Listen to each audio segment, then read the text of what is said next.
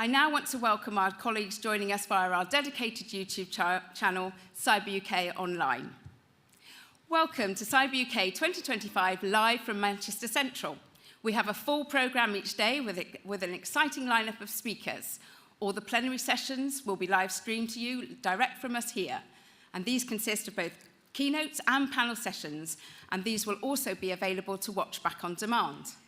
In addition, we also have some specially selected content for some of our stream sessions. The full agenda can be seen on the CyberUK website, and we'll also be putting up announcements throughout the day on our social channels to tell you what live stream sessions are coming up.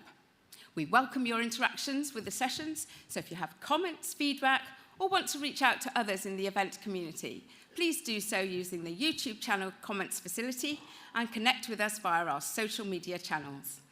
Now, can I ask you all to ensure that your mobile devices are switched to silent as we're about to start.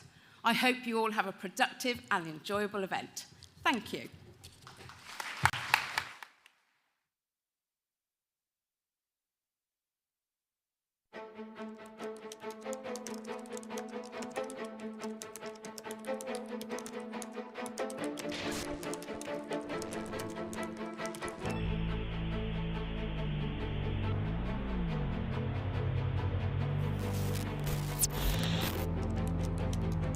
Welcome to Manchester. Welcome to CyberUK 2025. Every day brings new challenges. Every decision defines tomorrow. Every action shapes our digital future. Every delegate, every organisation, every partner, everyone plays a vital role in securing us in cyberspace. We invite you to collaborate. We invite you to innovate. We invite you to lead as we pursue our shared goal: transforming resilience, countering threats. Welcome to CyberUK 2025. In Manchester. Please give a very warm welcome to the NCSC's CEO, Richard Horn.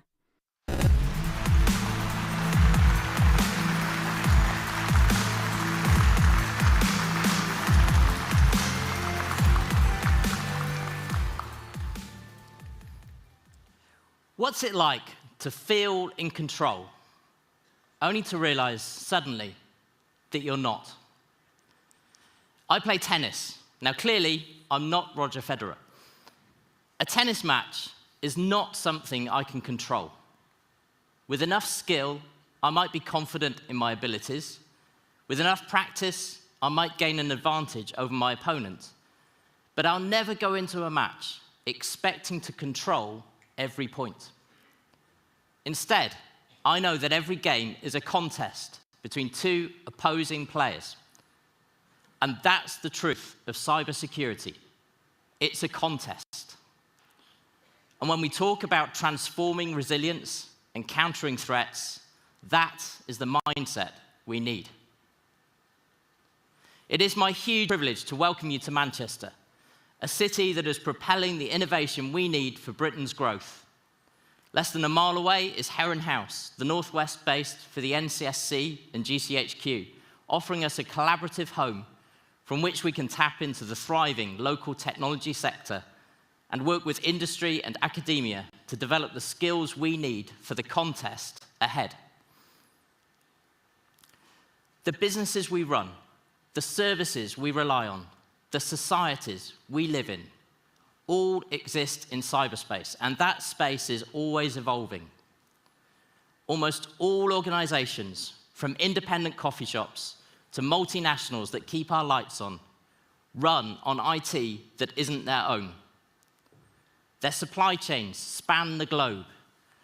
They rely on services from other firms who in turn rely on technology that isn't their own. And in that context, the concept of control is completely false. We live in a complicated and unpredictable world, and it's outside our power to always stop the unwanted things from happening. But it is within our gift to prepare for them. Every organization must have a business and IT architecture that seeks to minimize the scale of any attack's impact, and continuity and IT recovery capabilities engineered in advance to be able to continue and rebuild on those occasions when an attack gets through, whether that's directly at their own door or indirectly way down the supply chain, way across the world. That's why, over the next couple of days here in Manchester, we're talking about transforming resilience, because the contest we are in requires us to control all the variables that are within our control and be prepared for those that are not. Controlling the controllables is the critical foundation for countering the threat. In theory, my tennis serve is completely under my control. But in practice, it's hard to get it right every time. As I've said, I am not Roger. That's where schemes like Cyber Essentials come in, which is driving up resilience at scale and should be used so much more throughout supply chains. Equally, the Code of Practice for Cybersecurity Governance that we produced with DCIT is designed to help boards and senior leaders get the grip that's needed over those things that are within their control. Now, the threat is one of the things we can't control. In just the last few weeks, we've seen the very real impacts that cyber attacks can have and the kind of disruption they can cause for both businesses and individuals alike. The threat picture is diverse and dramatic. At the NCSC, we've managed more than 200 incidents since September last year, and that includes twice as many nationally significant incidents as the same period a year ago.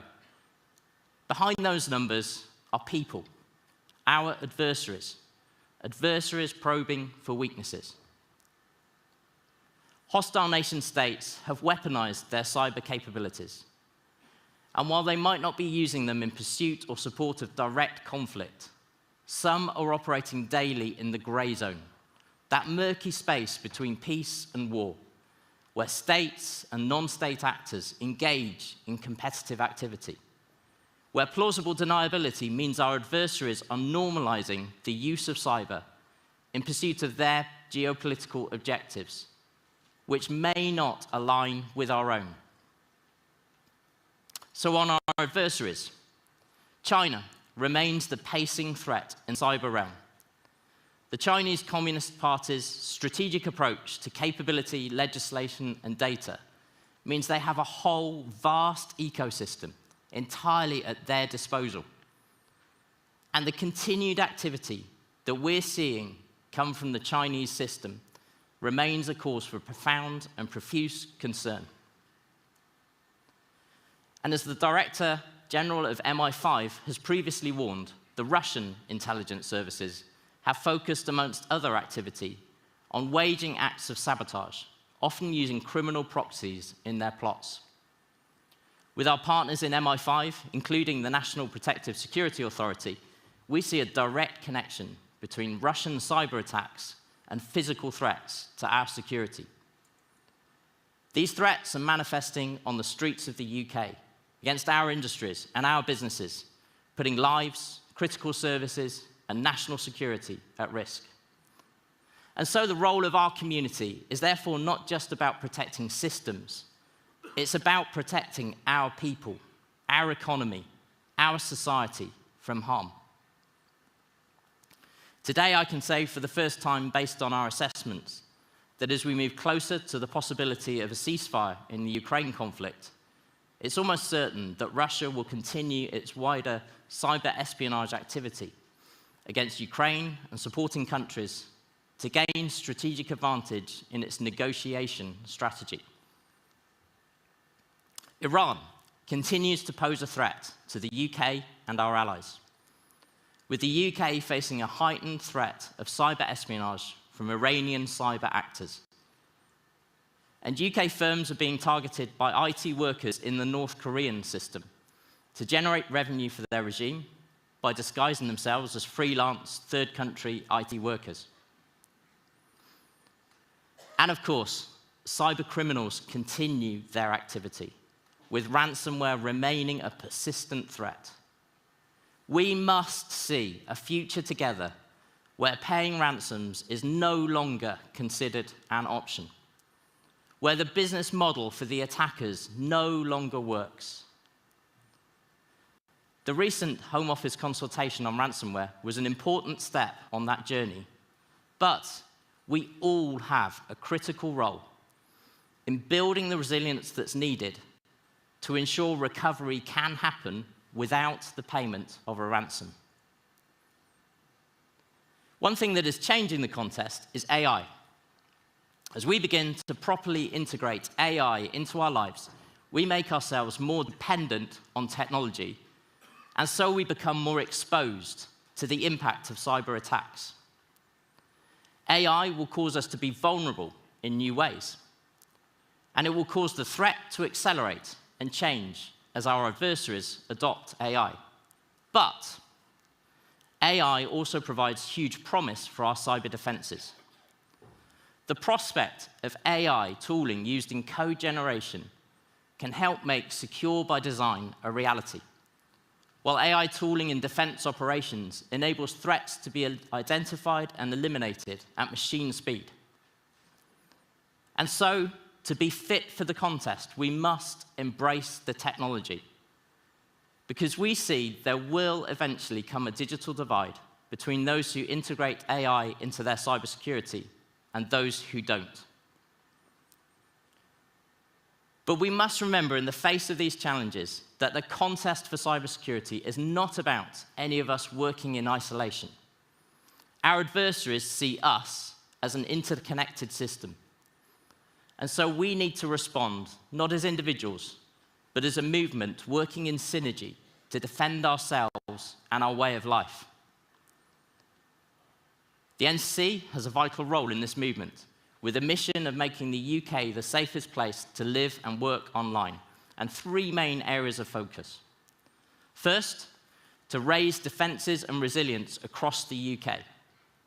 For example, since announcing the next stage of our active cyber defence services, we've carried out trials to gain better market understanding, working closely with partners to build capabilities including Share and Defend, which is sharing known malicious domains with internet service provider partners in almost real time, enabling them to block millions of attempted connections from their customers, intervening at scale to defend our society.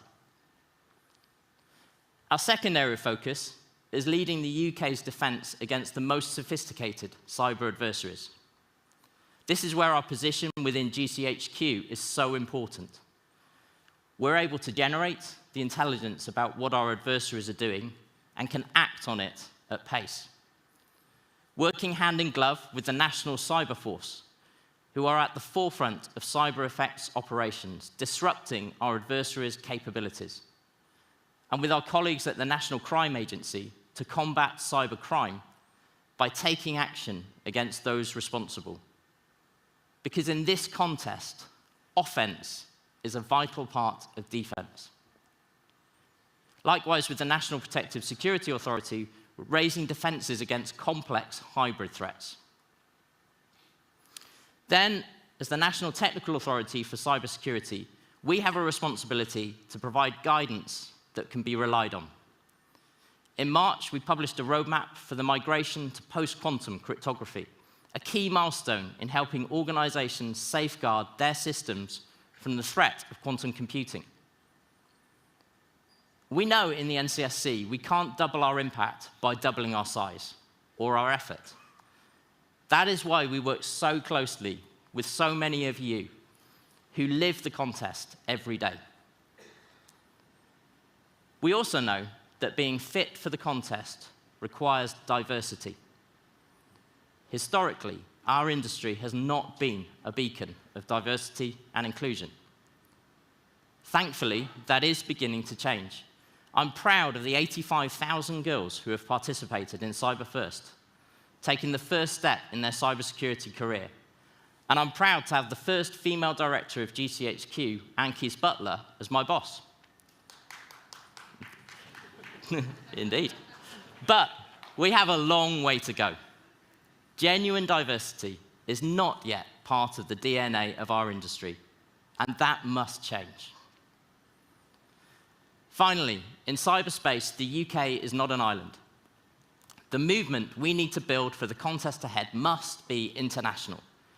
That is why we work tirelessly with our Five Eyes partners and our close allies, many of whom are here today, to disrupt the threats that require our intervention and join up our approaches.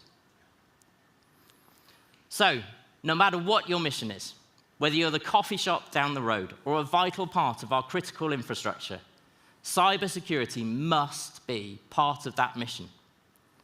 Cyber UK is about what we all need to do together to ensure our collective success, to truly counter threats, transform our resilience, and be fit for the contest together. We cannot control everything, but we must control the things that we can and be prepared for the things we can't. Thank you.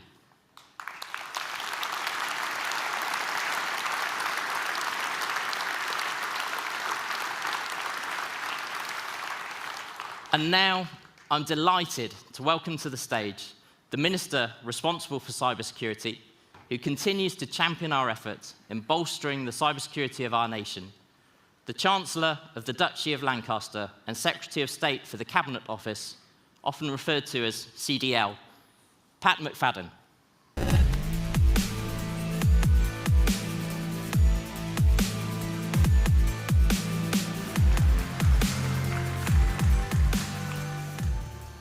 Well, good morning, everyone. I saw some of you at the reception last night. I saw what the cyber crowd get up to in the evening, and I hope you're all feeling good this morning.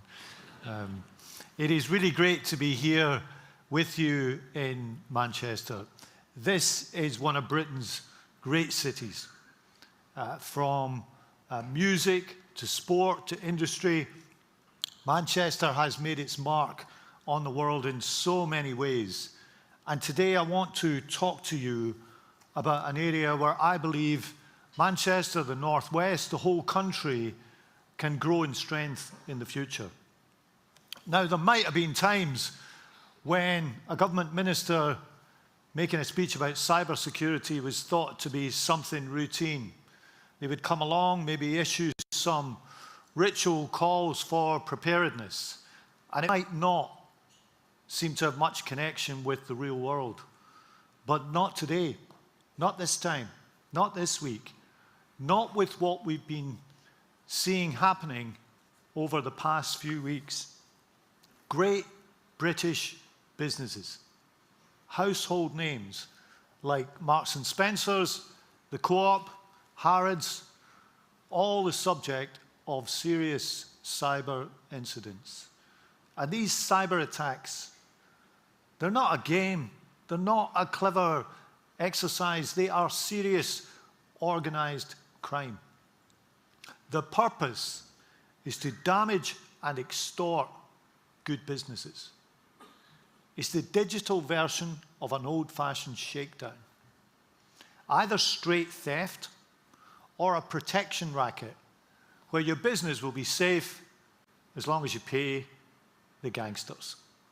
And what we've seen over the past couple of weeks should serve as a wake-up call for everyone, for government and the public sector, for businesses, for organizations up and down the country, as if we needed one, that cybersecurity isn't a luxury, it's an absolute necessity.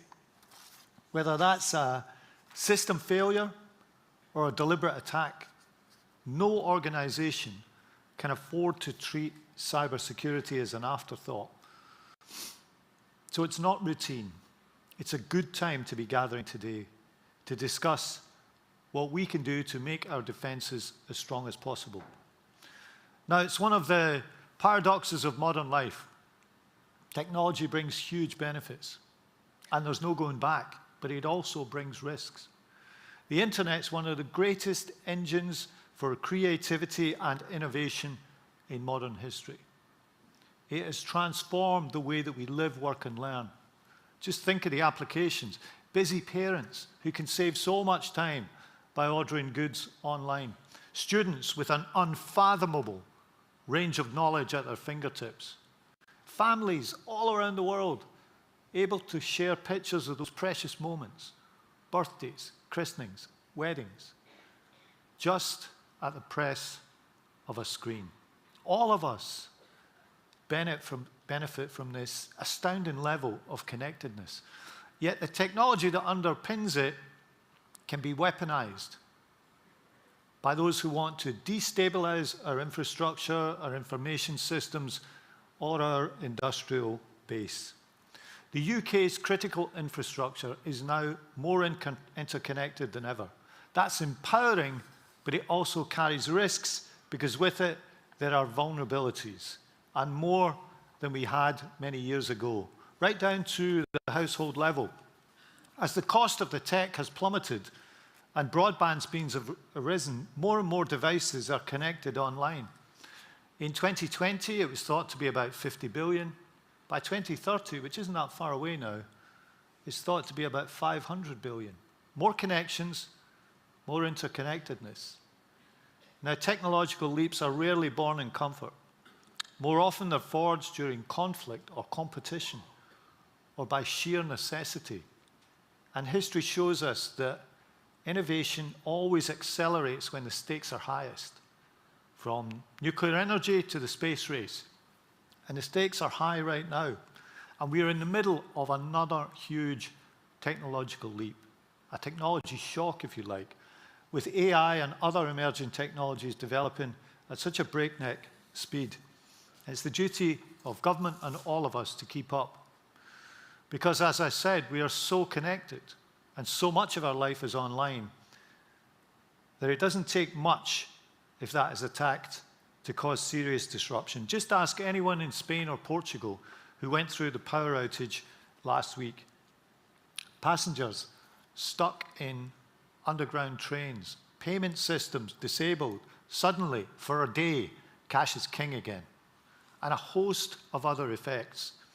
And I experienced last July, just a couple of weeks after the general election, the CrowdStrike incident. And we worked with one of the sponsors of this conference, CrowdStrike itself, to manage the fallout of that. That wasn't a cyber attack, but it did cause ripples right across the country and the world. Flights grounded, hospital appointments disrupted, holidays cancelled, GP services cut off from test results. We worked closely with the company to resolve it. But what did we learn? First, you've got to bring people together and coordinate. We had the National Cybersecurity Centre, the Cabinet Office, the department I lead, Microsoft, CrowdStrike, all the different bits of government to understand what the incident was. Secondly, government can't do it alone. You have to have good partnerships between the public and private sector. And thirdly, even though it exposed a responsibility, there is also a prize to be grasped here. Because if the interconnectedness that I've spoken about requires greater protection and powers of recovery, then those countries that think about this, that invest in the cybersecurity services, they'll be able to offer those services to those who need them. And just think about previous waves of interconnectedness and how the UK led the way in protecting it. Think about how Lloyd's of London, for example, ensured shipping right across the world. Well, so too can the UK play a major role in cybersecurity, a new kind of technological insurance for today's world. We're already the third largest exporter of these products and services in the world. And as the technology continues to develop, I believe that our cyber companies and startups can use their current competitive advantage as a launchpad for greater success for the benefit of the entire UK economy. So my message this morning to you is it isn't all about vulnerability and risk. This is about economic growth too. And later this year, we'll publish a new cybersecurity strategy that will set out how we want to approach these challenges and opportunities in the years to come. And I want to just touch on three aspects of that today: threats, security, and growth. The threat is growing. Last year, the National Cybersecurity Centre received almost 2,000 reports of cyber attacks, almost 90 deemed significant, 12 at the very top end of severity. That's 3 times the number of severe attacks compared to the year before. And they're targeted at both government and private systems. Combating it is a constant challenge. I can't stand here this morning and tell you that the government systems are bomb-proof, because it's not the case. We have new systems built on top of legacy systems, and we're doing everything in our power to modernize the state and to upgrade these core systems. But the government and the country as a whole has to take this seriously if we're going to do it securely in the future. Now, it's our strong conviction that AI can bring huge opportunities to the UK. And we want this country to be a good home, both for investment and adoption. But like all general purpose technologies, it can be used for good or ill. And just as people in businesses across the country are using AI in all sorts of applications, so too are our adversaries. And today we are declassifying an intelligence assessment that shows AI is going to increase not only the frequency, but the intensity of cyber attacks in the coming years. And our security systems will only remain secure if they keep pace with what our adversaries are doing. That's why it's imperative to understand what they're doing and why. Now today, state-backed cyber hacking has become the new normal. Hostile states constantly working to degrade our military advantage with cyber criminals who will routinely sell their services to other states. And these cyber mercenaries can cause huge harm. Sometimes to steal money. For example, it's thought that North Korea stole 1.34 billion through cryptocurrency theft last year, causing US officials to describe their hackers as the world's leading bank robbers. And the cyber activity we are seeing in countries like North Korea reflects that grey area that I spoke about that exists between some states and cyber criminals. My colleagues at the Home Office, under the leadership of the Home Secretary and the Security Minister, are working hard to strengthen our overall response to cybercrime. They've been consulting on a number of ransomware proposals designed to thwart our enemies. Other state-backed hacking is done as part of a wider war, and we've seen that with Russia's illegal invasion of Ukraine. Now, Ukraine is putting up an incredibly brave fight against the cyber warfare unleashed by the Russians. And we've vowed to stand shoulder to shoulder with Ukraine for as long as it takes to defend their sovereignty. And so we're going to invest £8 million in the Ukraine cyber program over the next year to counter the Kremlin's cyber aggression. And what Russia's doing doesn't stop in Ukraine. There have been a number of other attacks and disinformation campaigns in other countries. For example, Moldova in the presidential election last year. And we know that they will keep trying.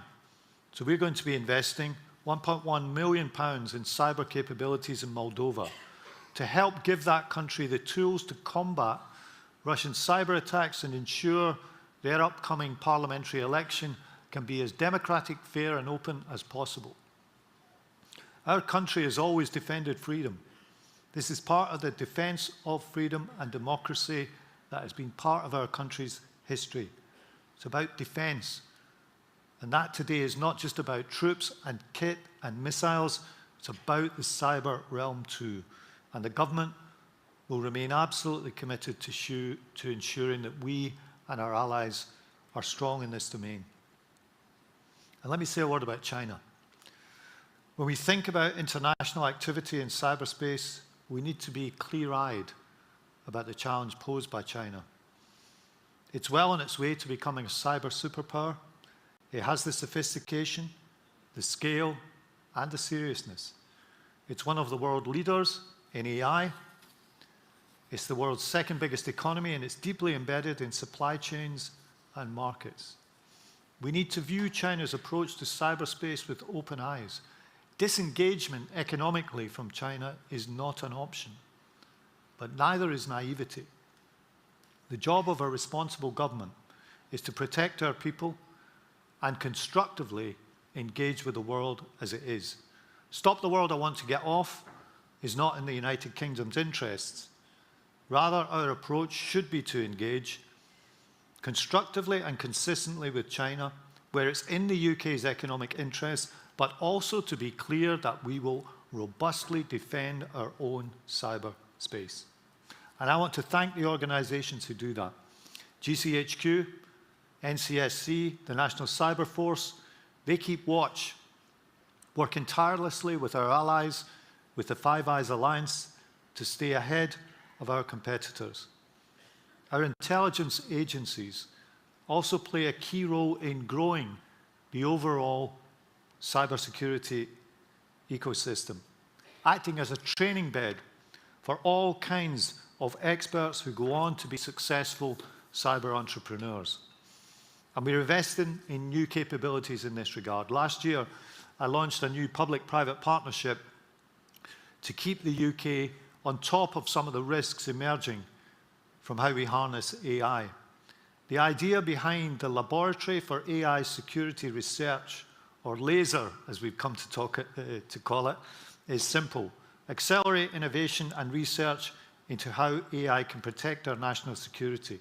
Since November, it's funded 10 PhDs at Oxford, an in-house team of 9 researchers at the Turing Institute, and it's funded research at 8 other leading UK universities, including Queen's in Belfast and Lancaster University.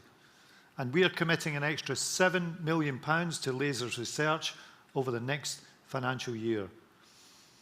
And I'm pleased to announce it's agreed a new partnership with one of the biggest tech companies in the world, Cisco. They're going to be collaborating with GCHQ and the NCSC and other partners to expand the research and innovation capacity of the lab. They'll be running challenges across the UK and build a demonstrator here in the Northwest to showcase how our scientists and entrepreneurs can work together to manage the risks, build the skills, and grasp the opportunities of AI security. It's the first collaboration of its kind with LASER. It'll be a trailblazer, and it will help LASER drive cutting-edge research into the impact of AI on national security. We're also modernising the way the state approaches this through the Cyber Security and Resilience Bill. That legislation will bolster our national defences. It will grant new powers to the Technology Secretary to direct regulated organisations to reinforce their defences. And as we begin scrutiny of that bill in Parliament, we'll be launching a new software security code of practice to help all organisations take the measures they need to embed security and resilience. And the prize of all of this is growth, safe economic growth. When we're talking about cyber, it's easy to focus on the risks and threats, but we need to think about the reward. There's enormous potential for cybersecurity to be a driving force in our economy. We already have over 2,000 businesses across the UK, an estimated 67,000 jobs with an increase of 6,000 in the last 12 months, revenue of more than £13 billion, and as I said, we are exporting this across the world. But there's still potential on the table. So we're supporting an independent report from Imperial College and Bristol University, who are going to apply their knowledge and expertise to help us establish which levers we need to pull and how we do that. And ahead of the report, we're already making some big investments, like the £1 billion going into the new state-of-the-art Golden Valley campus near GCHQ's Cheltenham office. That site alone is expected to create 12,000 jobs and be home to hospitality, retail businesses, 3,700 new homes. It is all growth. And that's why cyber is part of our industrial strategy too. It's a significant part of our economic future. So as I said at the start of my remarks, we're in a new world. In fact, it's incredible to think it's only been 36 years since Tim Berners-Lee invented the World Wide Web. I have teenage children, and sometimes I try to explain to them the world before the internet. It's not something they find easy to understand. The pace of change that we've seen during that time is unlikely to slow down. So we've got to take the long view, not just to think about the technologies of today, but what it might look like in 10 or 20 years. Cyber attacks and cyber hacking are likely to be permanent features of this new global order. There's no point in pretending otherwise, but the opportunities are also huge. And I believe that this country, with its traditions of creativity and innovation, can be at the vanguard of cyberspace and cybersecurity for decades to come, seizing the opportunities to grow the sector, protecting and defending other parts of the economy, standing by our allies in an ever-changing world, and defending democracy right across the world. It is at once one of the challenges and the opportunities of our time.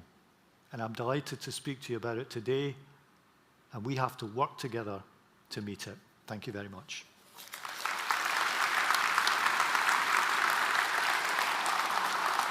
For our first panel, Transforming Resilience, Continue and Recover, please welcome back the NCSC's CEO, Richard Horne.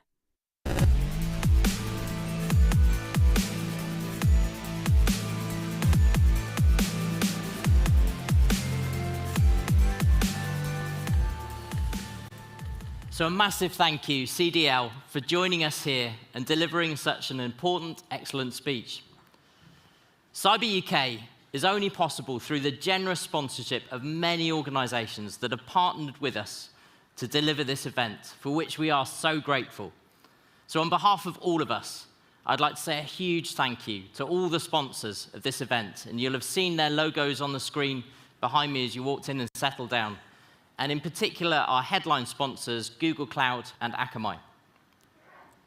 Now, for our first panel, I want to take us back to the start of my speech.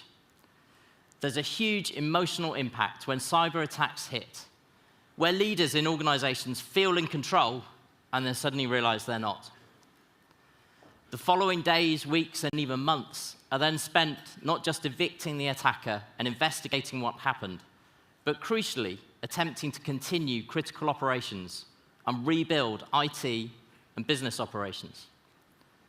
For this panel, I'm joined by three distinguished leaders who have direct experience of that, who can give us insight into the gritty reality of what it's like, why it's so hard, and what we all need to do in advance of that situation to be prepared for us. It'll be a fascinating discussion, which I'm confident will leave all of us with some key takeaways we can action now. Our three panelists are Sukiran Devan, Chair of the Irish Health Service. They experienced a major ransomware incident in 2021 that impacted the entire National Health Service provision. They took the bold step of publishing a comprehensive post-incident review that was incredibly frank and detailed.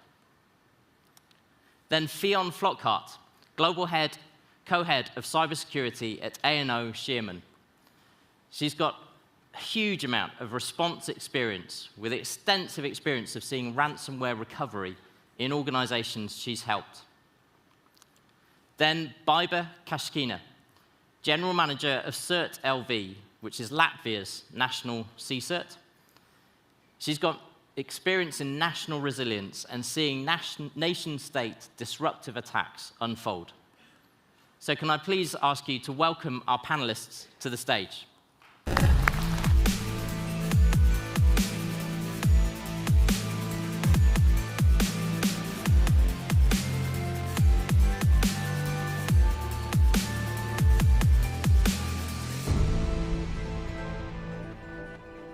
So thank you for joining us today. So Kieran, maybe I could go to you first. Can you share the initial moments of recognition when the Irish Health Service experienced your cyber attacks, and how quickly you grasped the severity? How did you continue critical patient care, and how long did it take to get over it?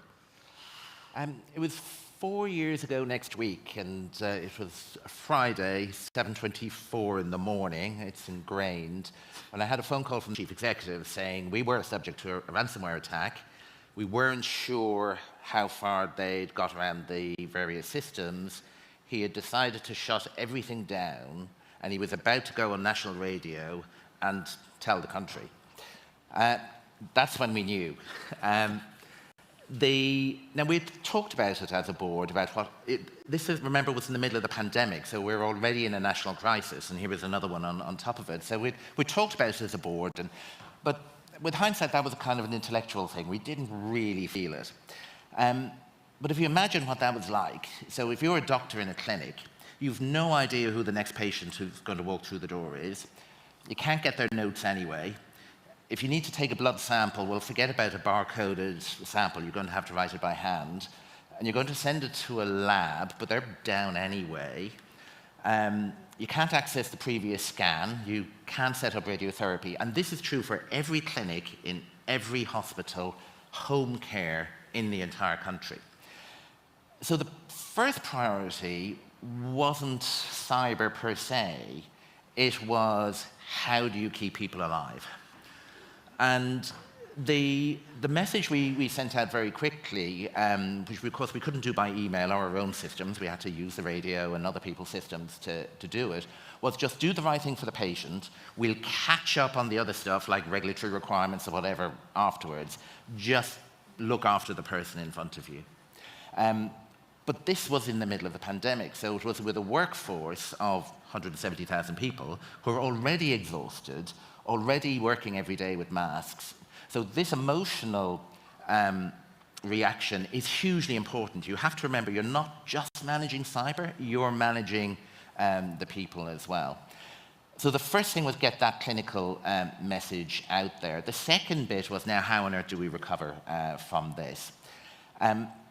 Now, we were fortunate in that everybody rallied around.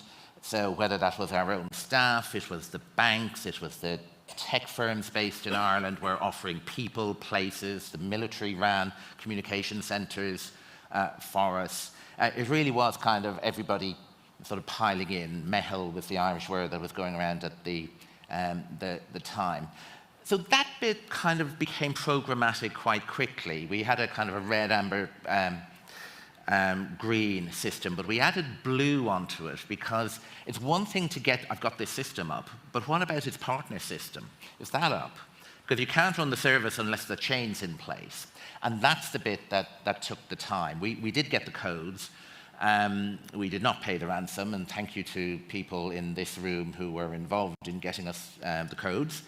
But that kind of blue bit of saying, okay, am I brave enough now to say that this system is going to work? That took time. So it took us 4 months to get there.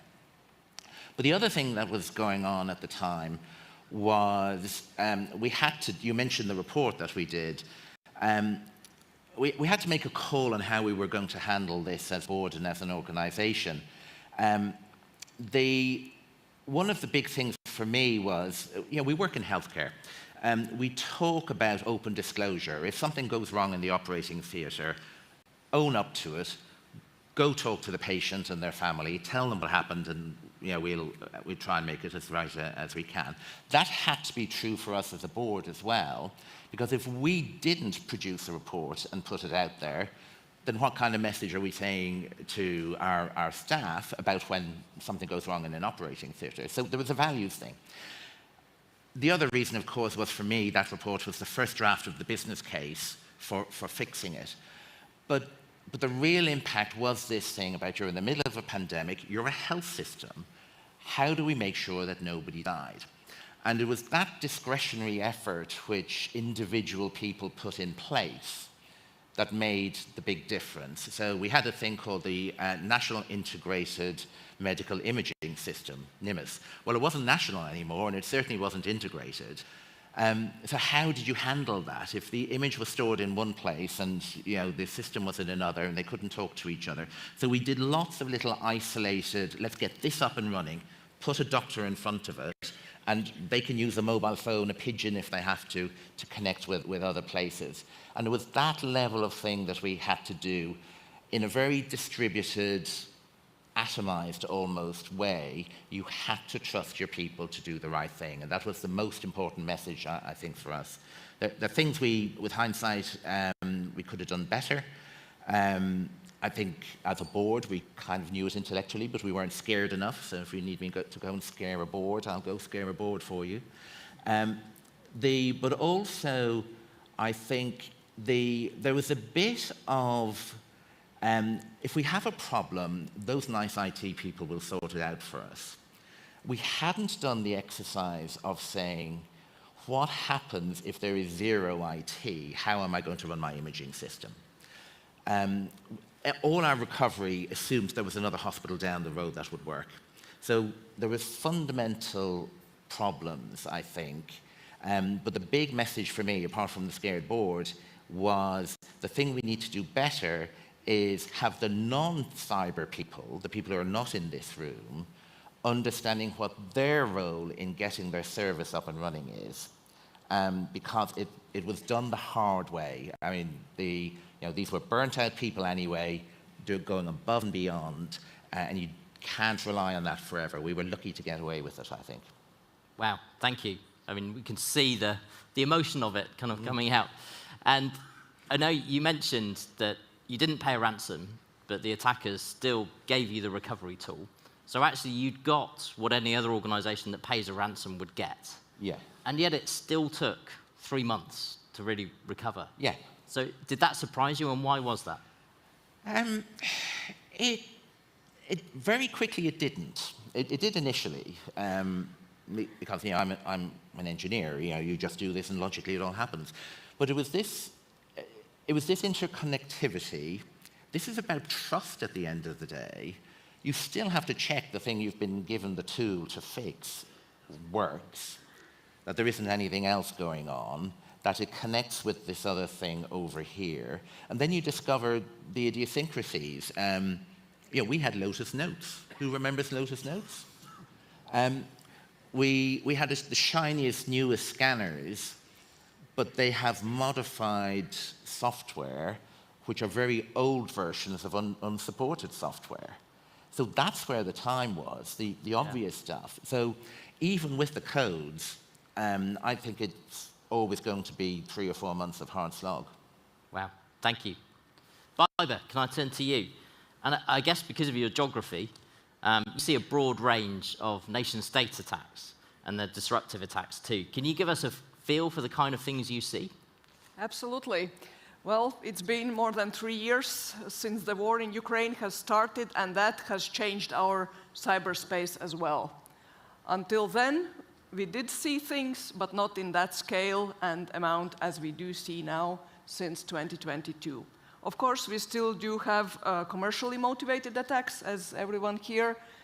We do see a lot of hacktivist activities like DDoSes, like information operations, but they are honestly just small petty theft or nuisance that are not causing any major disruptions, and we barely notice that anymore. But yes, nation-state sponsored attacks is something that we are, of course, paying most of our attention to. We've been performing threat hunting operations since 2022, and in approximately 20% of cases where we go in the public sector or critical infrastructure, we do find traces of state-sponsored incidents. And in those cases, of course, the first thing that we do is we have to stop immediate impact. We have to somehow secure entry points to stop attackers from being able to start some disruption. But stopping already causes disruption. That is already first step that will break the normal way of how the systems operate. Also, the psychological element that we see, it is so hard to believe what has happened for the management, for the board, for technicians, for everyone.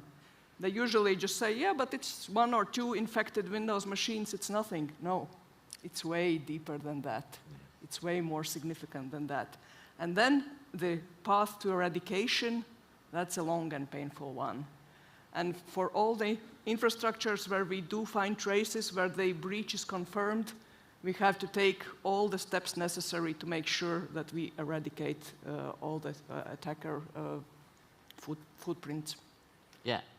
And that eradication, that's really interesting, because one thing we see is we see cyber attacks, and then actually to eradicate the attacker means causing your own disruption, as it were. Even if the attack wasn't disrupted, you have to take systems offline for a period. So can you maybe talk through that a bit? Absolutely. It's not just like, well, we delete one account and things are done. Unfortunately not. In some cases, you have to rebuild, for example, Windows Active Directory. So you have to build a new one. You need a new hardware or virtualization platforms for that. You have to migrate everything in a secure way to make sure that only legitimate accounts, all the authentication mechanisms are safe. And then at some point, you have to make the switch to make sure that all the connections work. Interconnectedness that you already mentioned, that's, I think, one of the biggest challenges in this, because you have dependencies with other institutions, dependencies with providers, dependencies. It's really a huge operation, and well, first time we were afraid as well, but the more you see this, the more experienced you get. But in any case, every case has to be treated seriously. Even if your systems are not deleted or encrypted, still it takes a lot of time, effort, and courage. That's really powerful, thank you. Fionn, can I turn to you? So you've supported many organizations globally in responding to ransomware attacks. And as external counsel, being a lawyer, you get to see the gritty reality at the board level of them grappling with the situation they're in and what it's like. What's the most common misconceptions and continuity and recovery kind of time challenges that you see? Yeah, so I mean, everything that Kieran and Baiba has just said really resonates. I guess, I'm in the room when it's, with the CEO, CFO, CISO, GC, when it's probably, one of the worst days of their career dealing with a large cyber incident. I think the most common misconception, or the question that's most often asked in those very early moments or hours is, but don't we have backups? And certainly at board level, but even at C-suite level, don't we have backups? And the eyes immediately turn to InfoSec and to the CISO to, question why. And of course, companies will have backups, but everybody in this room knows that it's just not as simple as that. One of the things that the most aggressive threat actors do immediately when they come into an environment is target those backup systems, encrypt them, delete them, corrupt them, and it's very difficult to recover if they haven't been looked at properly. But even if all of your backups work, and I think one of the things we've been talking about is, but do they all work at the same time? And to what extent have you backed up that information, and does everything work in unison together? I was talking last night, he's probably in the room, with a CISO and his team about the dependencies of getting back up and running, and referring to the Apollo 13 movie where they had a certain amount of ampage, then they were trying to figure out how do we get it up, in which order or sequence do we get things back up in order to get to minimum viable business. And that's the kind of thing that is often not understood beforehand. And as a result of that, that's often why companies will have to enter into an engagement, at least with a threat actor, to try and buy time to understand what the picture is from a backup and recovery point of view. So, can I ask you a blunt question? Yeah. You're advising an organization just been hit by a ransomware attack, and they're looking at kind of how long is this going to take to recover, a fairly large organization. What's your gut, just walking in? Well, I think the average from the incidents we've done, and we've done dozens of ransomware incidents, is about 9 months. Wow. to recover to a decent state. But then it's 3 years, to fully recover and remediate. You get to minimum viable business probably earlier. You'll probably get critical functions up and running within hopefully 2 weeks, or at least have workarounds in place so that you're able to run the business within that time frame. But it's very hard, and the pressure on staff is huge, and that will continue for a good 3 months. So that's another aspect to it. How do you make sure that you have enough people that know the systems properly to be able to last that long? It's a marathon. Yeah, no, that's great. And just sort of thinking about the challenges of that sort of human point, we're kind of living in a world where we're not fully digitized yet, but we're going that way. And maybe start with you, Baiva. If you sort of fast forward a few years, it's like how can humans deal with a complete IT outage in this way if we become so dependent on IT? Well, that's a very good question. It's an unfair question. I know. Well, I think that once we talk about incident already, that's like an analogy with the firefighting. The fire is already out. So we must do everything that we can to prevent this situation from happening in as many cases as possible. So it's all kind of those preventive actions we've been talking about for years. It's awareness raising, education, it's ensuring more visibility in our infrastructures to be able to detect faster, to be able to see exactly what has happened, how to which part of the infrastructure might be compromised so that the attacker doesn't get further, etc., etc. And unfortunately, there is no miracle, something that we can engage and solve the problem. We have to do all those boring things, including exercising for disaster, including exercising for recovery. And I know it's difficult, it takes time. People usually don't have time, so all these problems are in a circle, but unfortunately I don't have any miracle suggestion what to do. Yeah, no, thank you. And Fee, I know you've talked about the fact that you see organisations that have done an exercise but then stopped there. And is that enough? What does it really mean to start to think of this future? Yeah, it's a great question. So, I would say that most organizations will try to have one tabletop exercise annually. I'm talking about goal team level, so strategic, involving the decision makers that you'd have during an actual incident. They tend to be put in the diary for about 2 hours. Eventually that's crunched down to maybe an hour and a half, an hour, because the execs have very busy diaries. And it ends up being quite a high-level exercise. There's a consultant that comes in, a scenario is posed, there are injects, but ultimately nothing is being tested. I think it's awareness raising at best. Nobody's getting that feeling of what it's really like having to respond to a cyber incident. Having said that, again, there's probably in the room a CTO, Chief Risk Officer, that I've worked with very closely, and the trend is moving towards doing tabletop exercises over the course of 5 days, and having that goal team take place every single day, and before that, for injects to have literally emails coming into inboxes in a chaotic way, in the way that it actually happens in an incident. And then for those workstream owners to have to report in, before that goal team call. And that was actually extremely effective, or much more like what a real scenario would be. I think the other really important thing is to stress test vertical. So don't look at a whole scenario of a ransomware, for example, over the course of an hour and a half, from initial file extension changes to the final regulatory investigation being closed. It's just not realistic. Look at what you actually have to do in an incident. What are the things that you'll probably have to do? You mentioned rebuilding the AD. but possibly, even the enterprise-wide password reset, that is problematic, right? It's not an easy thing to do. It's not a push of a button, because it's not just humans that use passwords. As we all know, computers use passwords to speak to each other.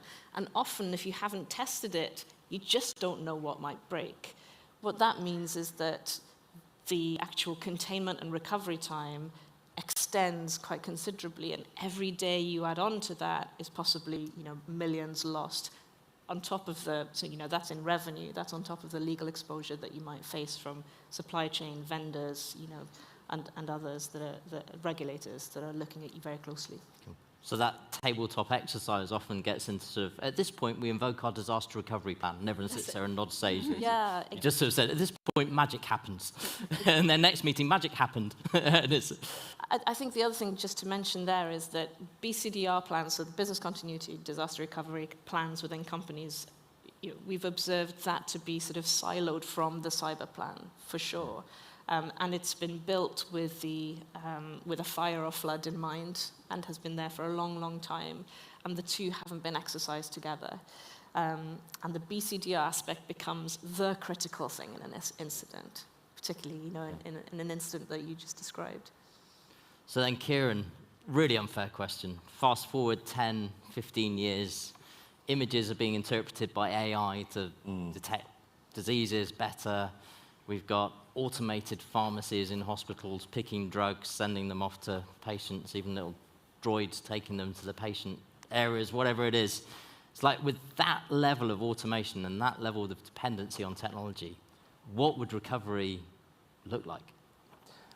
I think there will have to be a different system. So one of the things which helped us is not every hospital was digital, some had paper.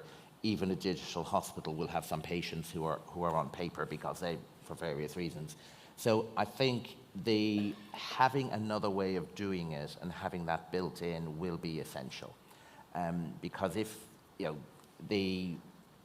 we've got the potential primary business case now for the to-be architecture we want going forward, and it's reassuringly expensive. But if we implement it, and if the patient record system of a country goes down, then we're in a worse position than we were through this one. So we will have to say, if we've unplugged everything, what are you going to do? And that has to be in place, has to be exercised, I think, now, before we get to that position. And is a challenge for many organizations that they kind of, when they implement that new system, each new system, they sort of implement the system and then they turn around and say, oh, what would recovery look like? Yeah. Rather than implementing a recovery process as part of implementing that system. Which is why I think the word resilience is important, or security by design, whatever you want to call it.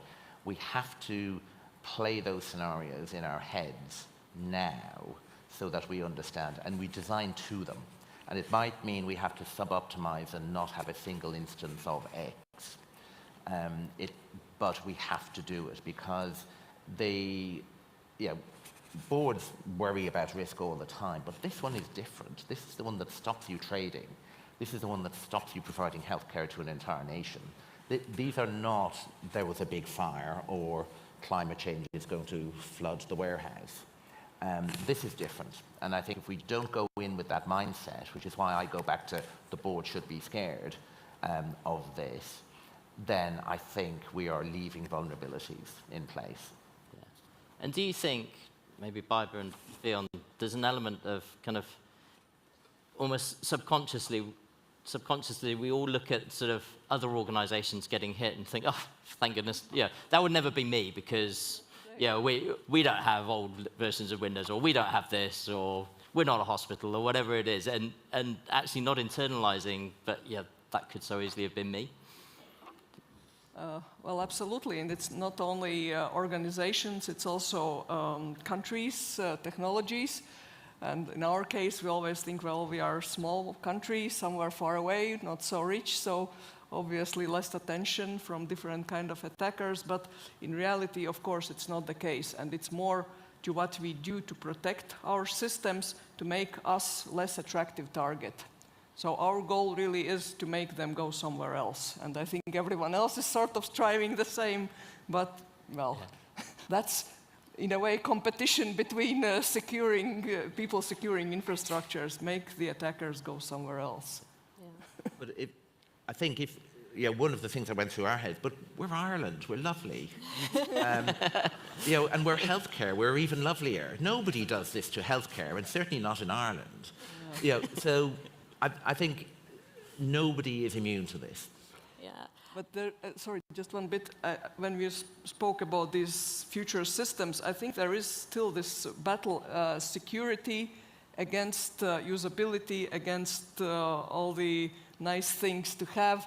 And we as people representing security are always trying to sort of put some brakes in, to put some security mechanisms in, and people willing to make it smoother, better, faster, more centralized, they are completely sort of trying to pull it a different direction. So I think there is still this struggle as well.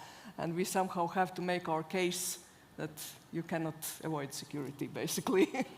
I guess it's a great point, building on that, it really is worth looking at governance structures as well, because if InfoSec is reporting into the enablers of the business, then that's often a struggle, and it's often difficult to get budget if you're fighting against budget for something new and shiny that the business wants to thrive and survive. To your question, do people think, oh, it won't happen to me? I think people are accepting now that it might. I think the difference is that if you haven't felt what it's like, you just have no sense of what the scale of it could be, and the impact and how much resource and time and stress it involves. Where you see a slight difference is where you have independent board members on a company that have been through a cyber incident in another company that they're board members of, and they will tend to be trying to really push that cyber agenda. But yeah, if you haven't sort of lived and breathed it, it's difficult to really appreciate the scale, which is why you'll tend to do the high-level tabletop exercises, etc. You made a really interesting point about governance, and one thing that I think is really interesting is you talk about cybersecurity and everyone looks at the CISO or the IT director. Talk about resilience to a cyber attack and ability to recover from a cyber attack. And actually, you need to look away from the CISO and the IT director, and it's the whole organization. Okay, you've got no IT for 3 weeks, what are you going to do? Is that something you see, that budget and that cross-organization view isn't there? Definitely. Certainly in an incident, all eyes are on the CISO and the InfoSec team, which again puts a lot of pressure and stress on that team. But ultimately, you will need to rebuild, so you need the whole IT function there to rebuild. And I think it's also, from a preparedness point of view, it's also looking at what your external vendor support is, because people in this room will know that forensic investigation, so the DFIR piece is different on-prem, in cloud, OT. That's very different specialist skill sets.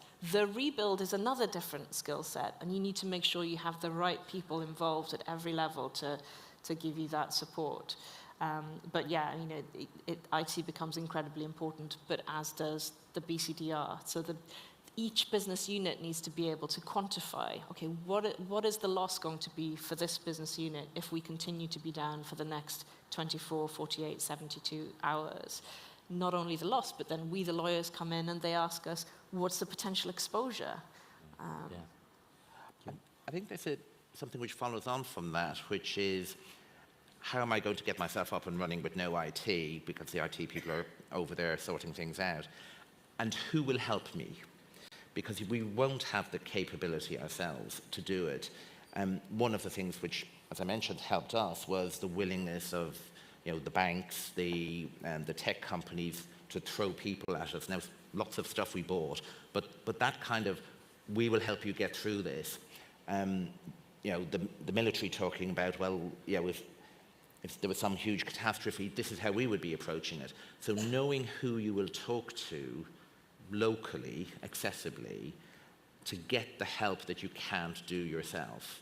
and having that thought away beforehand and not locked away in a server like our disaster recovery plans were. And to that point, get your vendor agreements in place, choose your preferred ones, because what you'll tend to find, and certainly now we're seeing such a, an increase in volume of attacks, there's a capacity crunch, right? Everybody has their favorite people that they like to go to. We're really familiar with a lot of the industry and who's good at what. They're too busy. You pick up the phone and people are too busy. So it's nailing down those agreements beforehand to make sure that you have the right support, that know your environment beforehand. It's really important. Now, I guess the dirty secret that everyone in this room is thinking right now is I know my organization would not be good if we were hit by a major ransomware attack that wiped us out completely. I know we haven't properly thought through how we continue everything, how we would properly rebuild. What would good look like? You will never have thought of it through properly. So the plan will be the starting point, not what you actually end up doing. But better to have it than not. But be open to the fact that you're going to have to pull in help. Your supply chain is going to have to help you as well. But this thing around getting the non-cybersecurity experts to think about how they are going to run their system with minimal IT is probably, for me, the key. So it's not the threat perimeter, it's the landscape within. And radiotherapy, you need your very targeted radiation, but systems couldn't talk to each other. But we did have a radiographer and radiologist sitting beside the machine, doing the calculations, taking out their personal mobile phone, texting the coordinates to the person somewhere else who turned the knobs. How are you going to do that? Have you done that thinking beforehand? It kind of worked, but back to the stress on the organization would be a bit less if people were able to say, I know how at least I'm going to do this bit. Getting my payroll sorted, that can wait for tomorrow, but that patient will be seen and will get their treatment. Just get that bit right. Cool. Fee, Barbara? Yeah, it's absolutely, sorry. No, you go. It's about realizing what are those critical things that cannot wait until tomorrow and how can I do them differently. Healthcare is a great example. There are other processes in every organization that are really critical to see what are the dependencies and what I can do to sort of mitigate those. Are there any substitutions available, etc., etc.?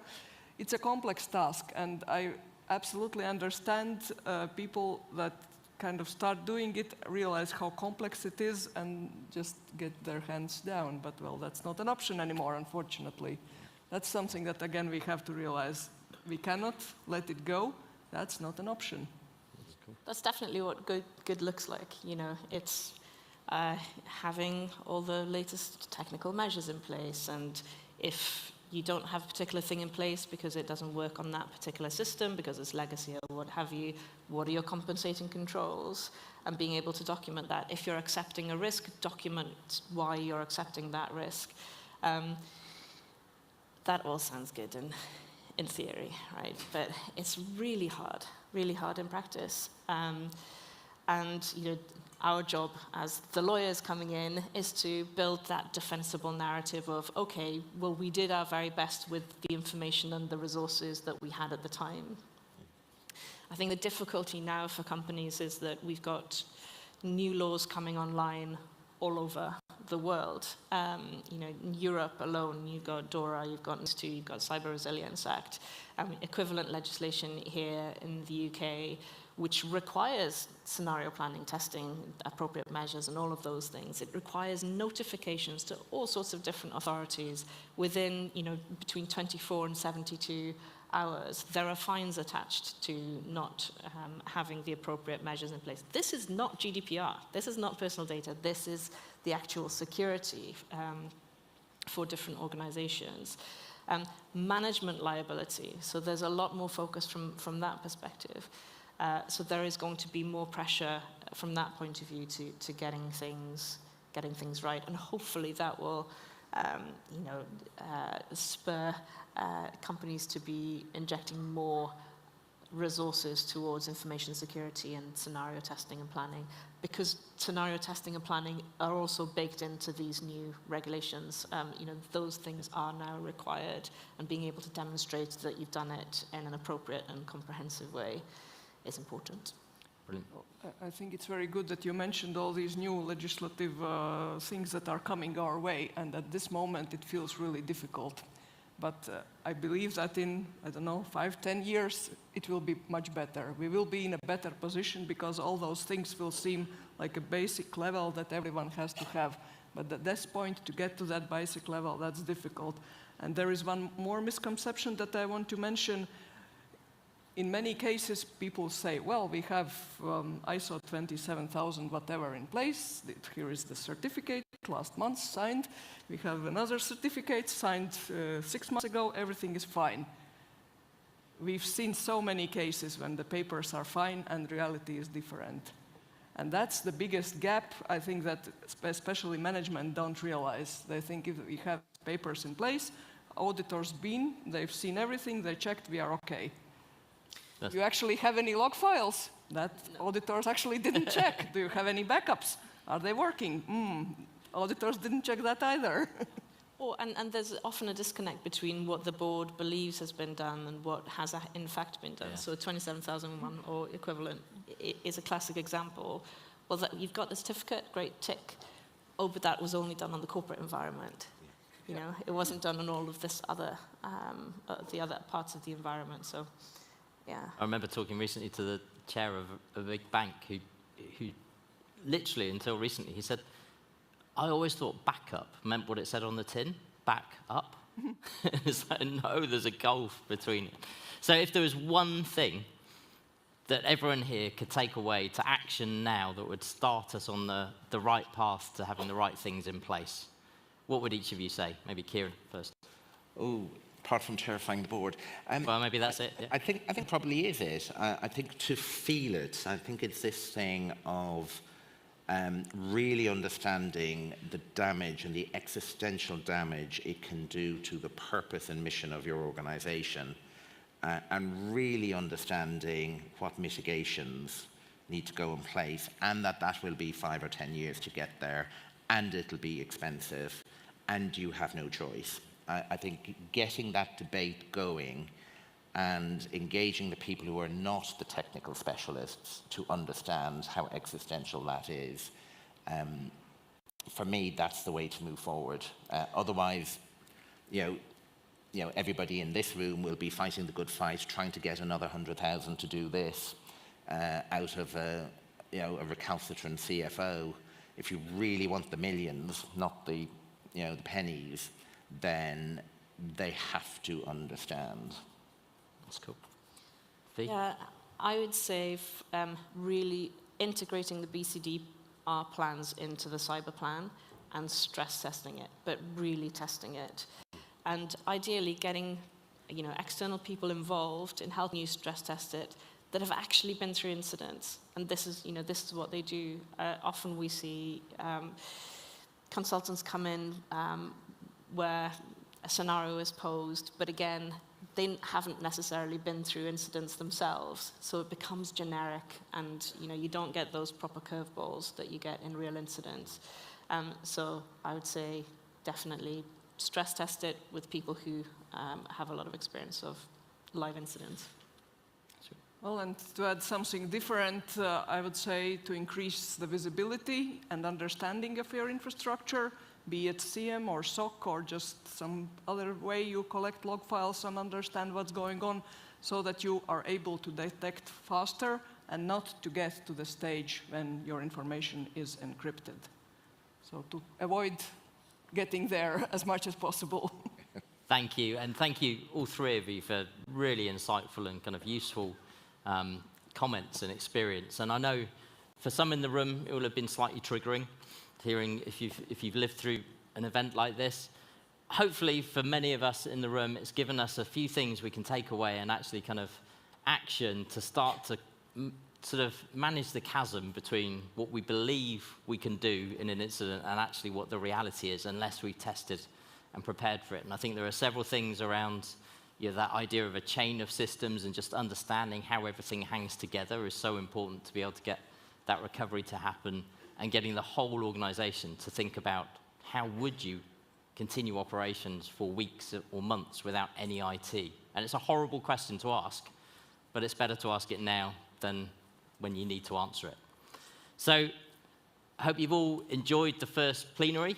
It's been a fantastic session, so thank you, and thank you for joining us here. We're now going to take a break to network and enjoy the exhibition, and the next sessions will begin in their various spaces at 11:45.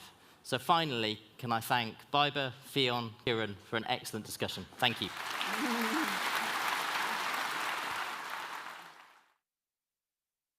Please scan the QR code to evaluate this session. There will now be a networking break in the exhibition in Central Hall. We'll reconvene back here at 11:45.